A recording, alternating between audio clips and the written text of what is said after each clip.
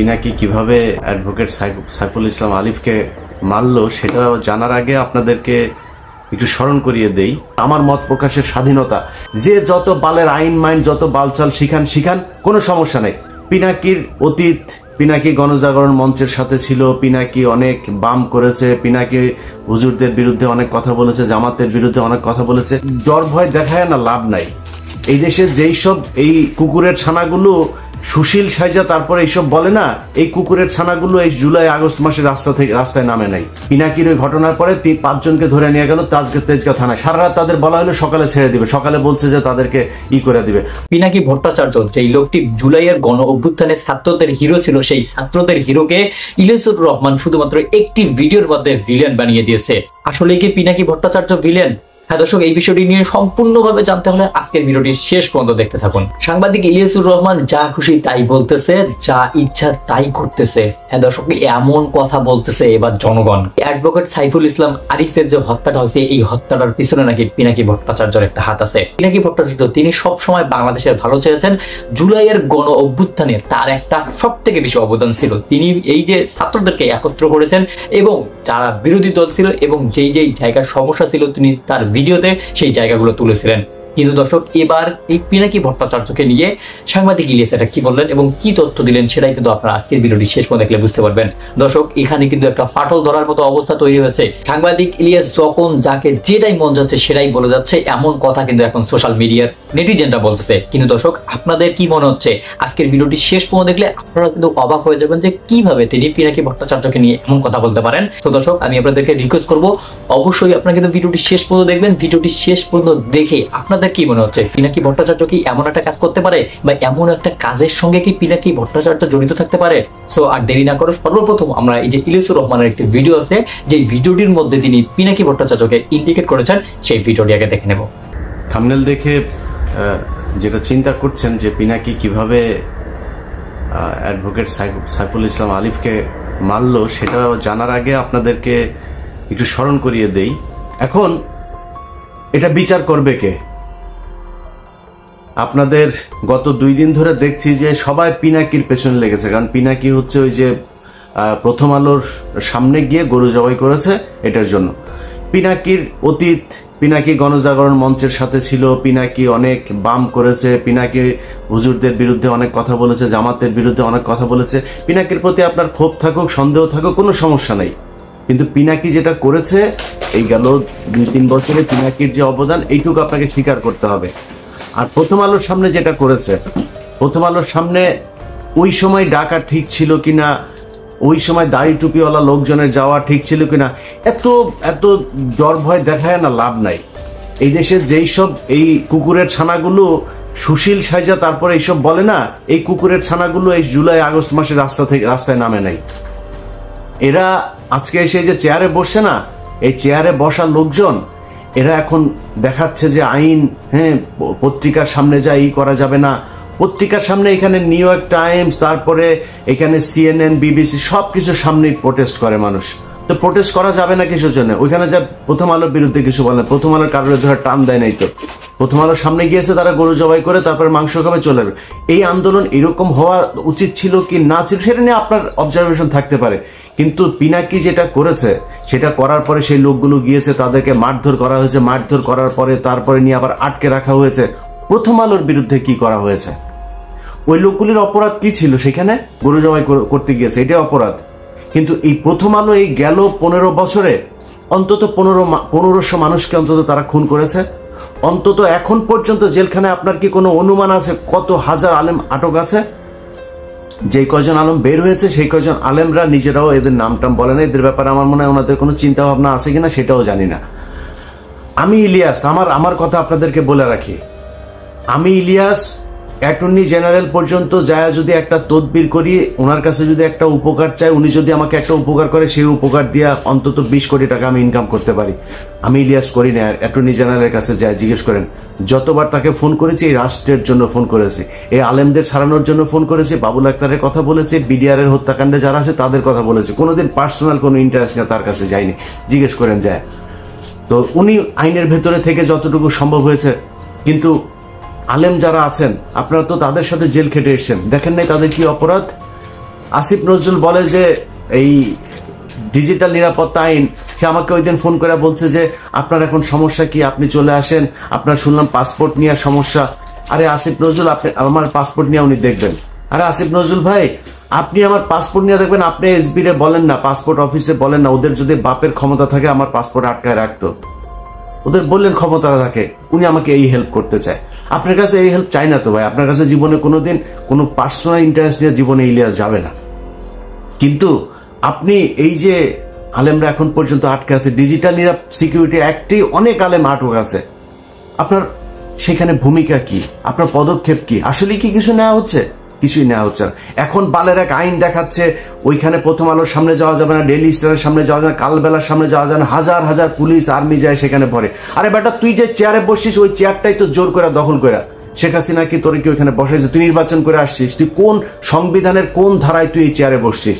তুই এখন ঈদ আইন দেখাস। এই দেশ বিপ্লবের মধ্যে আছে, বিপ্লব করে আদায় করতে হবে। গতকালকে সাইফুল ইসলাম আলিফকে সেখানে খুন করা হইলো, গোয়েন্দা সংস্থা কি বাল ফালাইছে সেই জায়গায়। এই যে 33 আপনার ডিভিশনের যে জিওসি, এই যে এখন জাহাঙ্গীর আলম ডিজিএফ এর চিফ, তার এখন তার কাজ কি, সে কি করছে? আসামিরা বাংলাদেশের ভেতরে এখন পর্যন্ত আছে, সে ধরছে না কেন?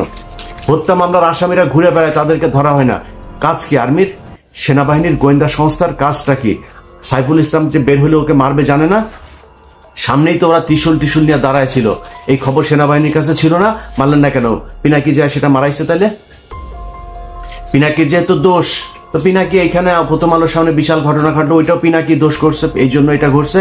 যারা এই 2 দিন সুশীল বাক্য ছাড়লেন, তারা এটা ঠেকাইতে পারেন নাই কেন? যেই দিনের ঘটনা, যেদিন ঘটনা এই পিনাকির ওই ঘটনার পরে 5 জনকে ধরে নিয়ে গেল তেজগাঁও থানায়, সারা রাত তাদের বলা হলো সকালে ছেড়ে দিবে, সকালে বলছে যে তাদেরকে করে দিবে। আমি ওইখানে 3.5 ঘন্টা লাইনে ছিলাম, আমি বলেছিলাম যে তাদেরকে যতক্ষণ না ছাড়াবো, এটার জন্য যত খারাপ পরিস্থিতি তৈরি করা প্রয়োজন হয় সেটা করা হবে। তাহলে যদি নাকি না ছাড়তো তাহলে সেটা হইতো, তো ছাড়তে দেরি করলেন কেন? 3.5 ঘন্টা কেন আমার বসায় রাখলেন? 3.5 ঘন্টা পরে যায়, তারপরে ডিসি এসে সেটাকে সেই 5 জনকে ছাড়লেন, তার আগেই তো ছাড়তে পারতেন। এবং আপনারা চিন্তা করেন যে দেশের অবস্থা এই হয়ে যাবে, সেই হয়ে যাবে, তৃতীয় পক্ষ এখানে সুবিধা নেবে, তো তৃতীয় পক্ষ সুবিধা নিবে ওই দিনই তো 3টা কলেজের মধ্যে মারামারি, সেই কলেজের ওগুলি গোয়েন্দা সংস্থা ঠেকাইতে পারে নাই কেন? সেগুলো ঠেকানো উচিত ছিল না? ইসকন এখনো পর্যন্ত যেগুলো করে, ইসকনের লোকজনদের ধরেন না কেন? এই যখন আমি ভিডিও বানাচ্ছি বাংলাদেশ সময় গভীর রাত, এই সময় পর্যন্ত শুনলাম যে তারা বিভিন্ন পাহাড় টাহাড় বিভিন্ন জায়গায় ইসকনের লোকজন জড়ো হয়ে তারা সমাবেশ করছে, তারা কিভাবে মুসলমানদের উপরে হামলা করা যাবে এইসব নিয়ে ঐক্যবদ্ধ হচ্ছে। তো এটা তো গোয়েন্দা সংস্থার কাজ, কিছু করছেন কি আপনারা? এখন প্রথম আলো, ডেইলি স্টার আর হচ্ছে গিয়া এই এইটা হচ্ছে বাংলাদেশের সবচাইতে সেন্সিটিভ জায়গা। এই যে ডেইলি স্টারের যে সংবাদ, যে পুলিশ আর আইনজীবীদের এই ইসকনের নামও নেন, একটা জায়গায় ইসকনের নাম নেই, ওই যে চিন্ময়ের নাম নিচ্ছে, চিন্ময়ের ফলোয়ার্সদের মধ্যে পুলিশের একটা সংঘর্ষ, সেখান থেকে একটা এই নিয়ে হাসপাতালে ভর্তি করেছে। হাসপাতালে ভর্তি করার পরে তারপরে ডাক্তার তাকে কর্তব্যরত ফিজিশিয়ানস তাকে আপনার প্রোনাউন্স করছে যে হি ইজ ডেড। এখন এর বাইরে কোনো তথ্য তারা জানে না, তারা এইভাবে একটা মিস ইনফরমেশন মানুষের মধ্যে ছড়ায় দিল। এটা তাদের সূক্ষ্মভাবে এইভাবে গত 15 বছর করেছে, এখনো করবে, সামনেও করবে। এদেরকে সুযোগ দেয়া যাবে না। যে যত বালের আইন মাইন যত বালচাল শিখান, কোনো সমস্যা নেই। ডেইলি স্টার, প্রথম আলো, আপনার এলাকায় যারা কিনা এদের এই যে পত্রিকার দেয় না, এদেরকে বলতে হবে এটা আমার মত প্রকাশের স্বাধীনতা। প্রথম আলো, ডেইলি স্টার যেমন মত প্রকাশ করে না, আমার মত প্রকাশের স্বাধীনতা। যে এরা হচ্ছে গিয়া অন্য দেশের এজেন্ট, এরা পত্রিকা না। ডেইলি স্টার, প্রথম আলো এই দেশের দুষ্কৃতিকারী, তারা দেশদ্রোহী, তারা পত্রিকা না, পত্রিকা সাংবাদিক না। এদের পত্রিকা সাংবাদিক টেলিভিশন। আপনি যিনি দিনাজপুরে বসে আছেন চট্টগ্রামের ঘটনার জন্য আপনার খারাপ লাগছে না? যিনি চুয়াডাঙ্গায় আছেন খারাপ লাগে না? জামালপুর আছেন খারাপ লাগে না? কুমিল্লায় আছেন খারাপ লাগে না? ব্রাহ্মণবাড়িয়া আছে খারাপ লাগে না? আপনি ওইটার জবাব নিতে চান, ওইটার প্রতিশোধ নিতে চান, আপনার এলাকায় বসে আপনি প্রতিশোধ নেবেন। প্রথম আলো, ডেইলি স্টার, কালবেলা, এরা কোনো পত্রিকা না। এরা এই দেশের দুষ্কৃতিকারী। বিপ্লব চলছে, বিপ্লবের মাধ্যমে সেটাকে মোকাবেলা করতে হবে। আইনগতভাবে যদি মোকাবেলা করতো তাহলে সরকার এতদিনে করতো, কোনো কিছুই করে নাই। এবং প্রথম আলো, ডেইলি স্টার, তার লোকজন সব ইউনূস সরকারের পিছনে আশপাশে বসা রাখছে। ডক্টর মোহাম্মদ ইউনূস তো কাউকে চেনেও না ঠিক মতো। তো উনি মনে করছেন ভালো মানুষ, উনি মনে করছেন ও এই দক্ষ মানুষ, পড়াশোনা করেছে ভালো, বোধহয় ইয়ে করবে। কিন্তু এই যে পড়াশোনার পাশাপাশি যে সে যে প্রথম আলোতে কোচিং করেছে, এই দিল্লিতে গিয়ে কোচিং করেছে, সেটা তার ডক্টর মোহাম্মদ ইউনূস জানে না। তো তাদেরকে নিয়ে বসায় রেখেছে, তারা তাদের মতো করে কাজ করছে। অতএব আইনগতভাবে প্রথম আলো, ডেইলি স্টার এদের বিরুদ্ধে এরা কিছু করবে না। আমি একটা ডকুমেন্টারি তৈরি করলাম, সব দেখাইলাম সেইখানে, তারপরে ওইটার পক্ষে কোনো ব্যবস্থা তো নাই। ও বা ওনারা উপরের লেভেলে সবাই বসে বসে প্রথম আলোর পক্ষে করে, আপনার ফেসবুকে পোস্ট করে, মানে আমার নিয়েও কিছু বলে না, ডকুমেন্ট নিয়েও কিছু বলে না, প্রথম আলোর পক্ষে পোস্ট করে।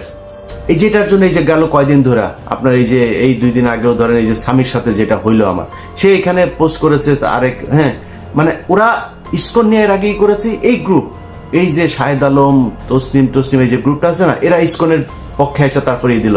তসলিম তোর না ইসকন না বলছিলি যে তুই এরা নাকি খুব করে আপনার তোর ওই যে মানে খুব নিরীহ টাইপের ধর্ম পালন করে, তুই বিশাল আকারে এক বিশ্লেষণ করছিলি।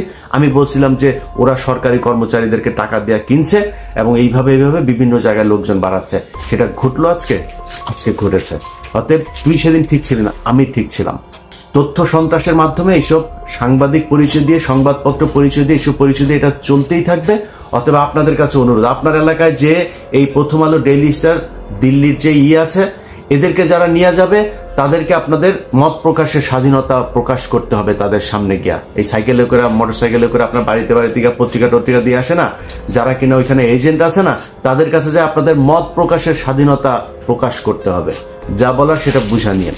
অতএব এখন এই সাইফুল ইসলাম আলিফের যে হত্যাকাণ্ড, এই হত্যাকাণ্ড নিয়ে আসলে মানে প্রথম আলো, ডেইলি স্টার সহ এই যে এই পত্রিকায় সুশীল মার্কা যারা বসে আছে না, এখানে ভাই সবই ভাই বেশিরভাগই ওদের লোকজন। সো আপনার এখন হয়তো একটা পরিস্থিতির কারণে একটু চুপ হয়ে আছে, তারপরে সবল দিচ্ছে, মাঝে মধ্যে ফোঁস করে উঠছে।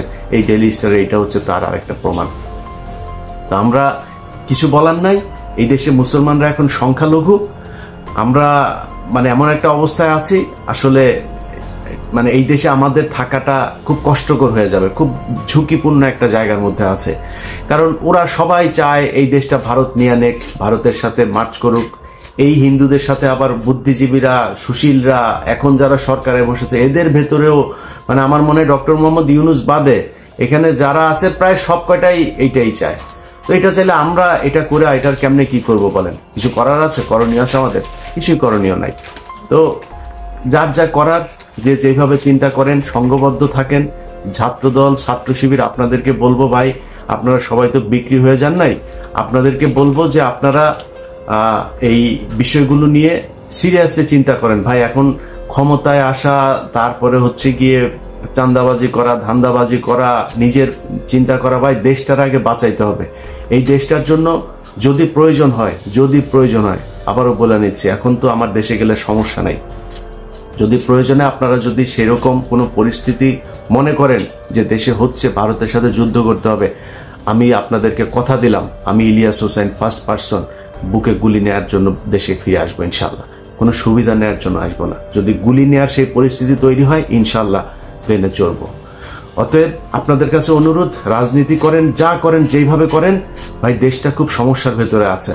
এই দেশের বিপ্লবটা শেষ হয় এবং অনেক কিছু এখন পর্যন্ত করতে হবে, সেটা বিপ্লবের মাধ্যমে। আপনাদেরকে এর আগের বার বলেছি যে এই যে আপনার ছায়ানট, তারপরে উদিচি, এগুলো আছে না, এরা এই যে শিল্পকলা একাডেমির করে দখল করে রাখছে। আমি জানি না সেটার অবস্থা কি। আপনাদের কাছে অনুরোধ ভাই, এই যে কলরব আছেন, সাইমন শিল্প গোষ্ঠী আছেন, আরো অনেক জামাত শিবিরের অনেক প্রতিষ্ঠান আছে, কওমিদের অনেক প্রতিষ্ঠান আছে, আপনারা যায় সেগুলো ভাই দখল করবেন। আপনাদের নাটক চলবে, আপনাদের গান চলবে, আপনারা সিনেমা বানাবেন, এগুলো চলবে। সো তারা যদি করতে যায়, তারা তাদের মতো করুক, আপনাদের সময় দিয়ে তারপরে তাদের করতে হবে। শুধু তারা সেটা দখল করে রাখবে, এটা হবে না। বিপ্লবের অনেক কিছু ভাই দখল করে নিতে হবে। এখনো পর্যন্ত আইনগতভাবে এই সুশীলদের হাতে নিবেন। এই সুশীল কুকুরের ছানারা, এরা জীবনে আপনাদের কথা বলবে না, আমাদের কথা বলবে না। যারা জীবন দিয়েছে তারা এই সুশীল না, তারা এখানে কোনো চেয়ারও পায় নাই, তারা কিছুই পায় নাই। একমাত্র এই নাহিদ আর আসিফ, দুইজন এখানে আছে, দুইজন তারপরে খুবই সংখ্যালঘু প্রজাতির হয়ে আছেন। আসিফ যেসব কথাবার্তা বলেন, সেসব কথাবার্তা বলার পরে তাকে আবার নানানভাবে থ্রেট দেওয়া হয়, এটা বলা যাবে না, ওইটা বলা যাবে না। নাহিদ তো এমনি চুপচাপ থাকে, একটু যেটুকুই করতে চায় সেইটুকুও মনে করেন তাকে বাধা দেওয়া হয়। এই দোষ ওই দোষ নানান কিছু করে তাদেরকেও কোণঠাসা করার চেষ্টা করা হচ্ছে।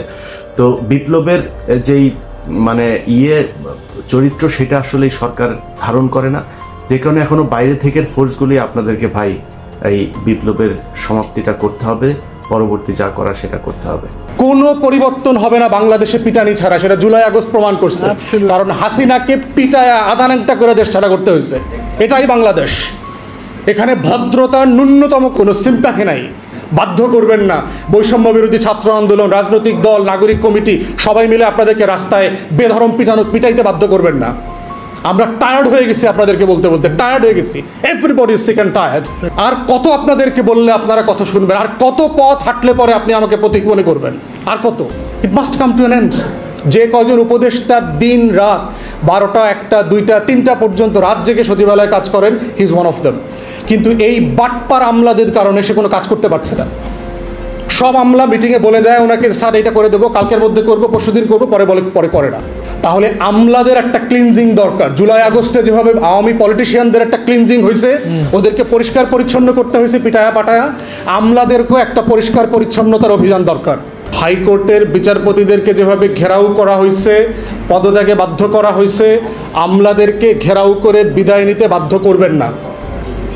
রাষ্ট্রকে সেই পর্যায়ে অ্যানার্কিতে তুলে দেবেন না। এর পুরো দায় কিন্তু আপনাদের থাকবে। আপনার ন্যূনতম আমার 1.5 লক্ষ মানুষ মারা গেছে 11 বছরে। কত লক্ষ মানুষ প্রতিবন্ধী হয়ে গেছে। মানে অসহনীয় জীবন আপনার। একটা মধ্যবিত্তর ঘরের একটা ছেলে মেয়ে, একটা উপার্জন খাওয়া মানুষ যদি প্রতিবন্ধী হয়ে যায়, এর যে কষ্ট, মৃত্যু অনেক ভালো তার থেকে। যে মরে গেছে এদেরকে আল্লাহ বাঁচায় দিস, কিন্তু প্রতিবন্ধী হয়ে যারা বেঁচে আছে প্রত্যেকটা ঘরে, দুর্বিষহ। এই সচিবদের, এই আমলাদেরকে গণহত্যার দায়ে বিচার করা দরকার ছিল। আমি আইসিটির প্রসিকিউটরের সাথে কথা বলবো যে এইটাকে মানবতা বিরোধী অপরাধের মধ্যে আইন সংশোধন করে নেওয়া যায় কিনা। বিআরটিএর চেয়ারম্যান যারা ছিল গত 11 বছরে, সড়কের সচিব যারা ছিলেন, রেলের ডিজি যারা ছিলেন, তাদেরকে গণহত্যার দায়ে অভিযুক্ত করবার সুযোগ আছে কিনা, তাদেরকে বিচারের আওতায় আনতে হবে, ক্যাপিটাল পানিশমেন্ট দিয়ে আনতে হবে। কারণ তারা খুব বেশি রকমের ব্যুরোক্রেসি শুরু করেছে। আমাদেরকে ফাইল দেখায় আমলারা, এবং শুরু থেকে শুরু করে আবার শেষ থেকে শুরু করে। এরা এখান থেকে এখানে যাবে, এখান থেকে এখানে যাবে, শুরু করেন, প্রজেক্ট বানান, পরামর্শ দেন, মিটিং কল করি, পিডি বানাই, 10টা অ্যাপয়েন্টমেন্ট দেই, কিছু বাজেট হোক, লুটপাট শেষে বলবে যে না এই প্রজেক্ট তো চলমান না, 700 কোটি টাকা পানিতে চলে গেল। এই হচ্ছে বাংলাদেশ। অতএব আমরা রেলেভেন্ট যারা আমলারা আছেন, দয়া করে অ্যাকশন নেন। হাইকোর্টের বিচারপতিদেরকে যেভাবে ঘেরাও করা হয়েছে, পদত্যাগে বাধ্য করা হয়েছে, আমলাদেরকে ঘেরাও করে বিদায় নিতে বাধ্য করবেন না। রাষ্ট্রকে সেই পর্যায়ে অ্যানার্কিতে তুলে দেবেন না। সমন্বয়কদের যে কোনো আলোচনার মধ্যে একটা জিনিস খুবই প্রধান থাকে, সেটা হচ্ছে আওয়ামী লীগ বা ছাত্রলীগ ইস্যু। তো কেউ কেউ বলেন যে অবশ্যই এই ইস্যুটাই তাদের সকল আলোচনার মধ্যে প্রাধান্য পাবে, কারণ যদি কখনো আওয়ামী লীগ পুনর্বাসিত হয় তাহলে সবার আগে এই সমন্বয়কদেরই 12টা বাজবে। কারণ একটা সময় তারাই তো ছাত্রলীগ করত, আবার আজকের দিনে বা এই সরকার পতনে তাদের ভূমিকায় সবচেয়ে বেশি ছিল, বা পুনর্বাসন সহ আওয়ামী লীগকে নিষিদ্ধকরণ, ছাত্রলীগকে নিষিদ্ধকরণ যে ইস্যুগুলো, সেখানে সমন্বয়ের সবচেয়ে বেশি ভূমিকা রাখবে। তারা অন্তত সর্বোচ্চ প্রাণান্তকর চেষ্টা করবে যেন এই শক্তিগুলো বিভাজিত না হয়। যদি বিভাজিত হয় তাহলে আওয়ামী লীগ খেলার সুযোগ পাবে। বিএনপির আর ক্ষতি কী বা হবে? 16 বছর ধরে যা হয়েছে এর বেশি আর কিছু না। জামাত আর কি ক্ষতি হবে? তাদেরও বেশি না, কিন্তু সর্বোচ্চ ক্ষতির শিকার হবে এই সমন্বয়করা। যার কারণে যখনই দেশে অস্থিতিশীল কোনো পরিবেশ দেখায় তখন সমন্বয়কদের কলিজায় অবশ্যই ভয় কাজ করে যায়। কারণ ভয় সবাই পায়। শেখ হাসিনা, কেউ বলেন যে ফ্যাসিস্ট, কেউ বলেন ডাইনি, কেউ বলেন যে রক্ত পিপাসু। তো এই শব্দগুলো বিভিন্ন সময় তিনি প্রমাণও করেছেন। আর এতে ভয় কিন্তু কাজ করে, মানুষের মধ্যে একটা কেমন মেরুদণ্ডের শিরদাঁড়া দিয়ে হালকা গরম বাতাস ফিল হয়। এটা সেই চরিত্র তিনি ক্রিয়েট করেছেন, আর এগুলো কিন্তু করবেন, এইটাই বাস্তব। যেমন হাসনাত আবদুল্লাহ বলছিল 4000 প্রাণ ছড়ে যাবে, এটাই বাস্তব। তো যাই হোক, এখন গত 72 ঘন্টা যাবৎ সারা বাংলাদেশে যা ঘটছে, বিশেষ করে যাদের উপর ভর করে, যেই শক্তিটার উপর, যেই একতার উপর ভর করে সার্জিস হইতে পারছে, হাসনাত আবদুল্লাহরা 4 দিন আগেও নাম পরিচয়বিহীন একটা অবস্থান থেকে আজকে বাংলাদেশকে লিড করছে। এই ছাত্রদের মধ্যে যখন বিভাজন, তখন তো ভাই ঝামেলা পাকাবেই। এখন ছাত্রদের ইস্যুতে প্রশাসনকে কঠোর ভূমিকা রাখার বার্তা দিয়েছে আসিফ মাহমুদ। পাশাপাশি সার্জিস, এখন এদের এই বক্তব্যগুলোতে একাংশ ছাত্ররা তারা কিন্তু আবার ক্ষিপ্ত হচ্ছে যে তোমাদের সমন্বয়ক বানাই দিছে, মানে এই না যে তোমরা আমাদের গার্জিয়ান হয়ে গেছো, তোমরা আমাদের কোনো রাজনৈতিক দলের বস না যে তোমাদের কথা আমাদের মানতে হবে। তারপরেও আমাদের বৈষম্য বিরোধী ছাত্ররা মনে করছে এই মুহূর্তে একটা জিনিসের বিকল্প নাই, কোনটা? একতা। আর আরেকটা ইস্যুতেও দ্বিমতের কোনো সুযোগ নাই, কোনটা? আওয়ামী লীগ। তো গতকালকে সারা বাংলাদেশে যে ঘটনাগুলো ঘটছে এর মধ্যে ঢাকা শহরে বিশেষ করে আমরা আমাদের university, college, polytechnical institute, Butex থেকে শুরু করে স্কুল লেভেলে যে ঘটনাগুলো ঘটেছে গতকালকে, সেগুলোর জন্য আমাদের বৈষম্য বিরোধী ছাত্র আন্দোলনের যারা সমন্বয়করা আছেন তারা একটা জরুরি বৈঠক ডেকেছিলেন। তবে সম্ভবত সোহরাওয়ার্দী কলেজের পোলাপাইন এবং কি কবি নজরুলের পোলাপাইন তারা এখানে আসে নাই। তাদের মন্তব্য আমি দেখলাম একটা আর্টিকেলে, তারা বলছে যে আমরা এখানে যাইতে বাধ্য না, তারা আমাদের কেউ না, বা তারা বস মানে না, তাদের সাথে যে অন্যায় ঘটেছে সেটার তারা প্রতিশোধ বা বিচার চায়। তো বিচারিক খেলায় কি হবে? রাষ্ট্র স্থিতিশীল হবে, স্কুলগুলো লুটপাট হচ্ছে, মানে কেমন যেন 5ই আগস্টের মতো এক দৃশ্যাবলী। কিন্তু হোয়াই? আর এই জিনিসগুলোকে বন্ধের জন্য সমন্বয়করা একটা বিশেষ বৈঠক করেছে। শিক্ষা প্রতিষ্ঠানগুলোতে চলমান অস্থিরতা নিরসন এবং আওয়ামী ফেসিবাদের পুনর্বাসন ঠেকাতে আগামী 1 সপ্তাহ ব্যাপী ফেসিবাদ বিরোধী সব ছাত্র সংগঠনের সমন্বয়ে জাতীয় ছাত্র সংহতি সপ্তাহ পালনের ঘোষণা দিয়েছে। ইভেন তারা বিভিন্ন কলেজগুলোতে যাবে, সেখানে থাকা ছাত্র যারা নেতা আছেন, তো এখানে তো পলিটিক্যাল মুভমেন্ট নাই, যারা এই মুহূর্তে সামহাও প্রত্যেকটা প্রতিষ্ঠানের বেশ কিছু স্টুডেন্ট লিডার আছে, তাদের সাথে তারা বৈঠক করবে। আর বৈঠকে আসলে সমস্যাগুলোর সমাধান কিভাবে করা যায়। তো এখানে আলোচনার মধ্যে অনেক কিছু আছে। তার মধ্যে যে আওয়ামী লীগ যেমন সবসময় একটা কথা বলতো যে এই দেশে যাই ঘটে সবগুলো জামাতের কাজ, বিএনপির এতটা টানতো না। আবার ক্ষেত্রে ক্ষেত্রে বিএনপি জামাত তারা এটা করছে, আমরা চোখের সামনে দেখতাম এক দৃশ্য, কিন্তু টেলিভিশনের সামনে বসে হাসান মাহমুদ বলতো, ওবায়দুল কাদের বলতো। তো এই মুহূর্তেও কিছুটা এরকমই মনে হচ্ছে, কিছুটা এরকম চলে আসছে। যেমন হাসনাত বলছে যে ছাত্রলীগ উস্কানি দিচ্ছে, বলছে যে আমরা দেখছি গেল কয়েকদিন যাবৎ আওয়ামী ফেসিবাদের পুনর্বাসনে নানা ষড়যন্ত্র চলছে। তো পুনর্বাসনটা কারা করছে? সরকার তো আপনারাই আছেন, আওয়ামী লীগকে নিষিদ্ধ করে দেন, সেটা কেন পারছেন না? হাইকোর্টে রিট করলেন, তো সরে আসলেন কেন? সেটা কেন করছেন না? উপদেষ্টা পরিষদে আপনাদের লোক, তা আপনাদের হাতে ক্ষমতা আছে, কেন এটাকে অ্যাপ্লাই করছেন না? বিএনপির কোর্টে বলটা ঠেলে দিচ্ছেন। সামহাও এটাও একটা পলিটিক্স এখানে চলছে। তো এখানে নানান বক্তব্য বলছে যে বিভিন্ন প্রাতিষ্ঠানিক আন্দোলন শুরু হয়েছে, ছাত্র পরিচয় লুঙ্গি পরা ব্যক্তিরা এসেও শিক্ষার্থীদেরকে পিটাচ্ছে, এটাও সত্য। তো আওয়ামী লীগ তো অ্যাডভান্টেজটা নিবে। জুলাই আগস্টে শেখ হাসিনা বারবার বলছিল যে ছাত্রদেরকে সামনে রেখা পেছনে রাজনৈতিক দলগুলো খেলা খেলছে। তো এটা তো 5ই আগস্টের পর আজকে একদম পানির মতন পরিষ্কার খেলা খেলছে। তখন এগুলো কেউ বিশ্বাস করে নাই। তখন আমরা সবাই বাংলাদেশের মানুষ ভাবছে যে দেখো এরা তো সারা বছর মিথ্যা কথাই কয় আওয়ামী লীগ, তো এখনও নিশ্চয়ই মিথ্যা কথা বলছে। তো এই অ্যাডভান্টেজটা আপনারা পাইছেন। এখানে অনেক সমন্বয়কদের মধ্যে অনেকে শিবিরের অনেক লোক আওয়ামী লীগের সাথে ঢুকা ছিল, ছাত্রলীগের সাথে ঢুকা ছিল, এই হাসনাত বা সার্জিসরাও তো ছাত্রলীগই ছিল, তাই না? তখন তো এগুলো বোঝা যায় নাই। তো এখানে সরকার তৎকালীন সময় বাঁটে পড়ছিল। এখন আজকের দিনে তারা যেমন বিভিন্ন পরিচয়ে ছাত্রলীগের মধ্যে অনুপ্রবেশ করে তারা ঘটনা ঘটাইছে, তো ছাত্রলীগও তো কখনো ভাই পুতির মালা গলায় দিয়া, কখনো সীসা দিয়া, হ্যাঁ জয় মা কালী এরকম বইলা, বাবা রাম টাম বইলা বিভিন্ন জায়গায় কিন্তু নাইমা গেছে, এটা সত্য। আর এটাই রাজনীতি। আর রাজপথে ষড়যন্ত্রের বেলায় আওয়ামী লীগ আসলে কিন্তু এক্সপার্ট, আর এটা ভয়েরই বিষয়। তো বলছে যে যাদের দেখলে যে কেউ বুঝতে সক্ষম যে তারা কারা। রিক্সা চালকের আন্দোলনে এক ছাত্রলীগ নেতারে খুঁজে পাওয়া গেছে, পিনাকি দাদা, তিনি আবার একটা ছবিও প্রকাশ করেছেন। তো আমি তো বলছি যে এটা খুবই ক্লিয়ার, যেখানে সুযোগ পায় সেইখানে কিন্তু ছাত্রলীগ, যুবলীগ বা বিভিন্ন পরিচয়ে আপনি কয়জনরে চিনবেন? যারা পোস্ট পদবিতে ছিল তাদেরকে চিনবেন, কিন্তু যারা বিভিন্ন কোনো পদে টদে ছিল না, যাদের মনে এখনো ছাত্রলীগের প্রতি ভালোবাসা আছে, বঙ্গবন্ধুর প্রতি ভালোবাসা আছে, আপনি তো চাইলে এটা এখন বন্ধ করে দিতে পারবেন না। এটা অন্তরের বিষয়। আওয়ামী শাসনামলে 16 বছর জামাতকে নিধন করার যথেষ্ট চেষ্টা চালাইছে, কিন্তু যাদের ভেতরে জামাতের প্রতি শ্রদ্ধা ছিল এটা কি কমছে না বাড়ছে? বাড়ছে। যত নিপীড়ন হবে বাড়বে। তো আজকের দিনেও অনেক মানুষের ভিতরে আওয়ামী লীগ, বঙ্গবন্ধু, শেখ হাসিনা এগুলো আপনারা শুনতে পেলেন যে ইলিয়াসুর রহমান সরাসরি পিনাকি ভট্টাচার্যকে উদ্দেশ্য করে কিছু কথা বলেছে। তিনি বলেছেন অ্যাডভোকেট সাইফুল ইসলাম আরিফের হত্যাকাণ্ডের মধ্যে পিনাকি ভট্টাচার্যর একটা হাত আছে এবং পিনাকি ভট্টাচার্য এটার মধ্যে জড়িত আছে। কিন্তু দর্শক, আপনাদের কি মনে হচ্ছে পিনাকি ভট্টাচার্য শুধুমাত্র একজন সনাতনী ধর্ম অবলম্বী বলেই কি তিনি এরকম একটা কাজ করতে পারে? বাংলাদেশের মধ্যে যেটা চলতেছে, ইসকন যেটা করতেছে এবং ইসকন যেই কাজগুলো করতেছে সেই কাজগুলোর পিছনে কি আসলেই পিনাকি ভট্টাচার্য থাকতে পারে?